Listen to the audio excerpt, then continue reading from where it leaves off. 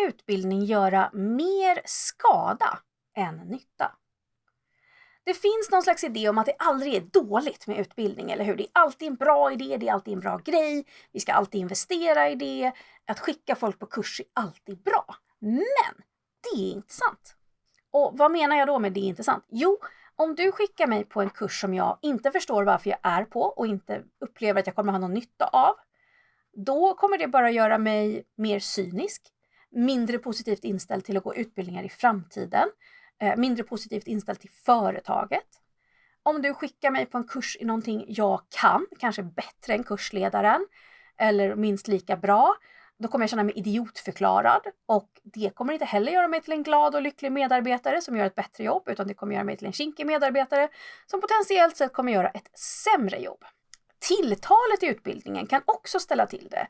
Så att om man i liksom hur vi pratar om medarbetarna och människor och så vidare, om tonen där upplevs som liksom cynisk, eller att vi inte uppskattar våra medarbetare, eller för den delen för liksom fjäskig, det kan också förstöra attitydmässigt och påverka liksom hur vi tänker och hur vi förhåller oss till framtida utbildningsmöjligheter. Och anledningen till att jag tar upp det här är att vi är väldigt sugna på att skicka alla på kurs. Till exempel, vi har tagit fram en utbildning, nu vill vi att alla ska gå den.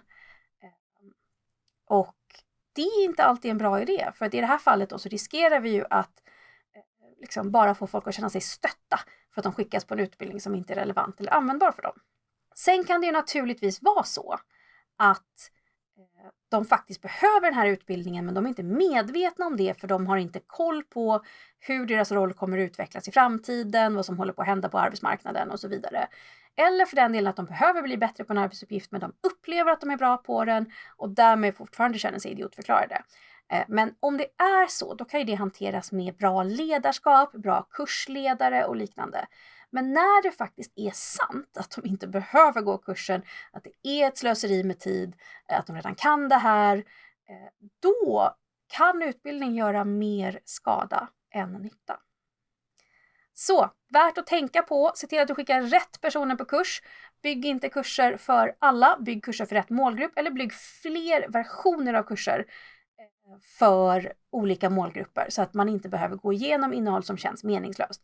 Det som händer när vi skickar folk på det här, det är att deras attityd till utbildning blir sämre. Det vill säga, utbildning känns meningslöst, jag vill inte bli skickad på den där skiten och så vidare. Det här är ju extra sannolikt om man då har en väldigt hög arbetsbelastning och tas bort från sitt arbete under en eller flera dagar för att göra något som inte känns meningsfullt och inte hinner då göra sitt arbete, så att det bara bygger upp stress. Så det kan också vara värt att ta med sig att har man en hög arbetsbelastning, då behöver det vara väldigt motiverat att gå på kurs just då. Kopplat till min egen motivation och förståelsen för varför det här ska hända just nu. Håller du med? Håller du inte med? Om du gillar den här videon så har vi tummar som man kan trycka på.